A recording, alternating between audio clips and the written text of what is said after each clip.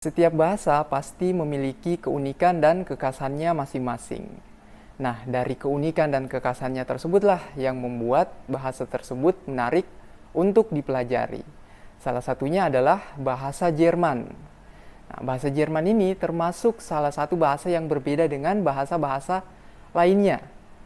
Nah, walaupun termasuk bahasa yang paling susah di dunia, tapi bahasa Jerman ini pada kenyataannya ada lebih dari 15 juta orang yang mempelajari bahasa Jerman dari seluruh dunia. Dan termasuk bahasa ibu yang paling banyak dipakai di Uni Eropa. Di video kali ini, saya akan membahas keunikan-keunikan apa aja sih yang dimiliki oleh bahasa Jerman yang patut kita perhatikan sebelum kita mempelajari bahasa Jermannya sendiri. Oke, langsung saja keunikan yang pertama di sini ada vier Fälle atau 4 kasus.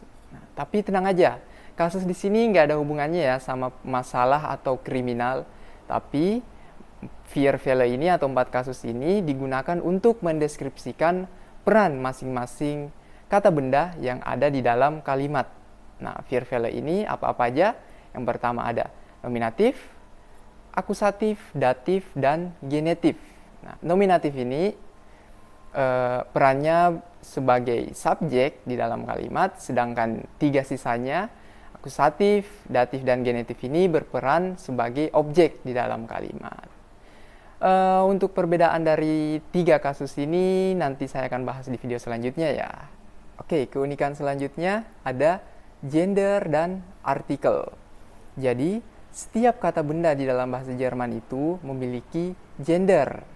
Nah, gender ini dibagi menjadi 3, yaitu maskulin, feminim, dan netral. Maskulin sendiri, kata bendanya ditandai dengan berartikel der, contohnya der Hund. Nah, sedangkan yang feminim ditandai dengan artikel die, atau misalnya contohnya die Flasche. Dan yang terakhir ada netral, ditandai dengan kata bendanya berartikel das. Contohnya misalnya das Buch.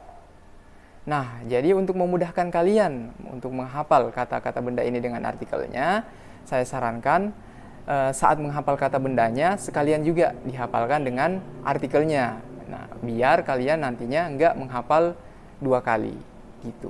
Selanjutnya ada yang namanya deklinasi. Deklinasi ini adalah bentuk perubahan kata di dalam kalimat.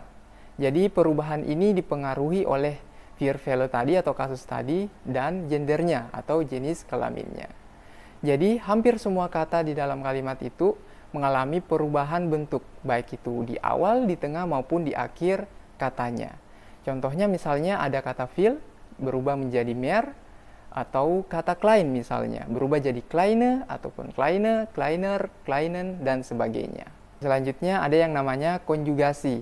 Nah, konjugasi ini adalah bentuk perubahan kata kerja di dalam kalimat.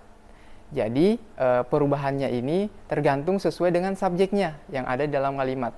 Misalnya contohnya subjek kata kerja gehen misalnya atau pergi, kalau subjeknya saya atau ich itu pasti gehennya berubah jadi geye atau akhirannya e.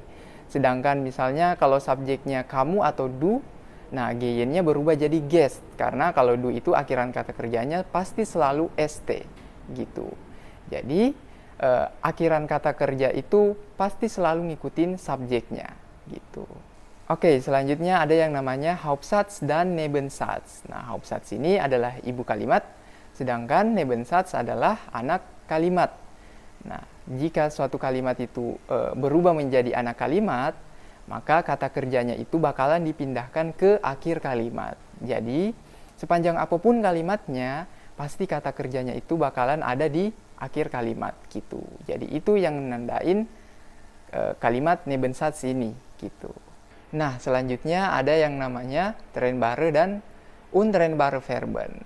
Kata kerja trennbare dan untrennbare adalah kata kerja yang mendapatkan prefiks atau imbuhan di awal katanya.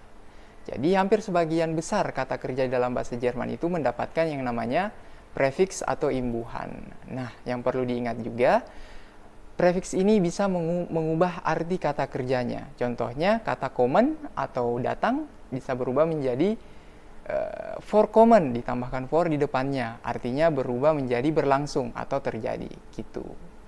Nah, dan yang bikin menjadi seru dan menantang lagi di sini ada beberapa prefix yang kalau udah di dalam kalimat itu dipisah dengan kata kerja utamanya. Misalnya kata vorkommen tadi, kalau kita masukkan dalam kalimat jadinya Seltsames Gefühl kommt mir auf vor.